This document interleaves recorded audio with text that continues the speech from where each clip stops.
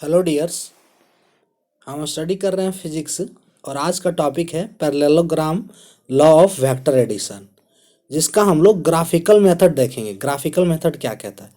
तो सपोज कीजिए ये कोई पार्टिकल है और इस पे हम दो फोर्स लगा रहे हैं। ठीक है, ये हमने F1 एक फोर्स है और एक फोर्स है F2। ये दोनों फोर्स इक्वल हैं, तो दोनों फोर्स से हम खींच रहे हैं इस पार्टिकल को। तो इसका रिजल्टेंट क्या होगा, किधर जाएगा? ये रिजल्टेंट कहाँ से? 20 से जाएगा। ये होगा वेक्टर, ये हमारा आर जो होगा ये होगा रिजल्टेंट। ठीक है, इसका जो रिजल्टेंट का डायरेक्शन क्या होगा? 20 से होगा, अगर ये दोनों फोर्स इक्वल हैं तो। ठीक है, अगर ये दोनों फोर्स इक्वल हैं तो इसका रिजल्टेंट क्या होगा? 20 से जाएगा, जो आर हमने दिखाया है। उसी तरह पैरेललोग्राम कुछ इस प्रकार से रिलेटेड है इनसे। ये हमारा parallelogram vector F1 and vector F2। ठीक है, ये दो फोर्स हैं और ये इन दोनों के बीच का एंगल थीटा है। तो जब इस फोर्स हम यहाँ पे अप्लाई करेंगे, दोनों फोर्स अगर हमारे इक्वल हैं, ठीक है, एट पॉइंट O पे, तो इसका रिजल्टेंट क्या होगा? 20 से जाएगा ये, और रिजल्टेंट इसका क्या हो जाएगा? वेक्टर F इक्वल्स टू हो जाएगा vector F1 plus vector F2, और ये होगा इक्वल्स टू R। ये R होगा। ठीक है, अब हम इस पैरेललोग्राम को, ये हमारा हो गया पैरेललोग्राम, तो इस पैरेललोग्राम को अब हम कंप्लीट कर देते हैं।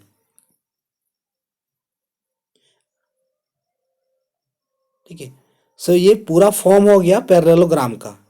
ठीक है, जब हम दो फोर्स लगा रहे हैं सेम मैग्नीट्यूड का, तो इसका रिजल्टेंट होगा vector F1 equals to vector F equals to हो जाएगा vector F1 plus vector F2। At point O two concurrent force, force जो है एक ही पॉइंट से हमारा निकल रहा है, इसलिए हम कॉन्करेंट फोर्स इसे कहेंगे।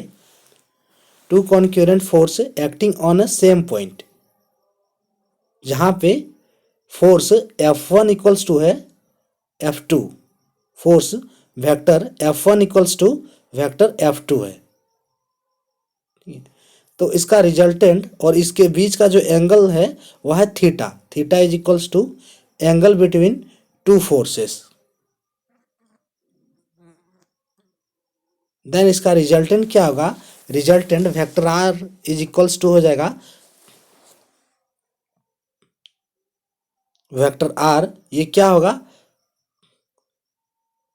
Vector F is equals to vector F1 plus vector F2।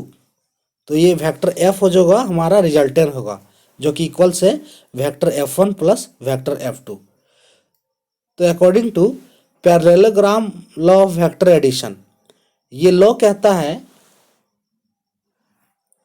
कि if two vectors are represented by two adjacent side of a parallelogram in magnitude and direction join tail to tail. ठीक है, जो vector F1 and F2 है, क्या है? Tell to tell join किए हुए हैं। ठीक है, then the resultant is given by the diagonal of parallelogram. then the resultant is given by the diagonal of parallelogram in magnitude and direction starting from common intersections of two sides of two vectors. If two vectors are represented by two adjacent sides of a parallelogram in a magnitude and direction joined tail to tail, then this resultant is given by the, ये हो जाएगा diagonal. Resultant इसका क्या हो जाएगा? Diagonal. ठीक है, so resultant is given by the diagonal, क्या है? ये वेक्टर आर जो है हमारा। So resultant is given by the diagonal of parallelogram in magnitude and direction starting from common intersection of two vectors. in magnitude and direction starting from common intersection of two vectors. Starting from common intersection of two vectors or 2 points.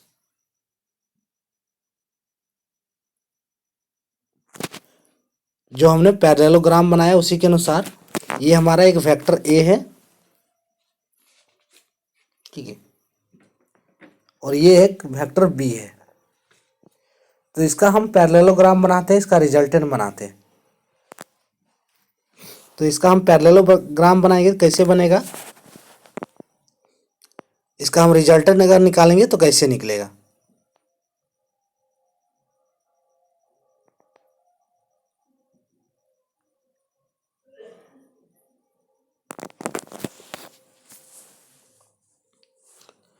To vectors join tail to tail and complete the parallelogram, ये पहला है। इसको पहला rule यही है कि हमें दो वेक्टर को टेल टू टेल ज्वाइन करना होगा और पैरेललोग्राम को कंप्लीट करना होगा। यहाँ पे वेक्टर ये वेक्टर बी है और वेक्टर ए है, उसी टाइप से हम बना रहे हैं, ठीक है। ये वेक्टर ए है, वेक्टर बी, तो इसका रिजल्टेंट कहाँ से 20 से जाएगा। ये हो गया वेक्टर आर रिजल्टेंट, ठीक है। अब हम इस पैरेललोग्राम को कंप्लीट कर देंगे। ये हमारा पैरेललोग्राम कंप्लीट हो गया है, ठीक है। जिसके बीच का एंगल थीटा है और जो विथ रिस्पेक्ट टू ए है ये एंगल, उसके रिस्पेक्ट में जो एंगल है वह है alpha. So vector R equals to हो जाएगा vector A plus vector B. Vector A plus vector B is equals to vector R, जहाँ पे वेक्टर आर जो होगा वह होगा मैग्नीट्यूड ऑफ रिजल्टेंट, यानी कि वेक्टर आर ही हमें देगा magnitude. So magnitude of resultant क्या हो जाएगा, length of diagonal, length of common tail diagonal.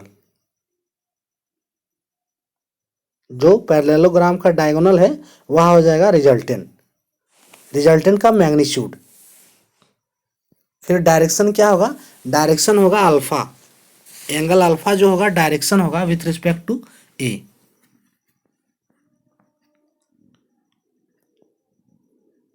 Direction of magnitude, magnitude का जो डायरेक्शन होगा वह होगा angle alpha with respect to A जो है।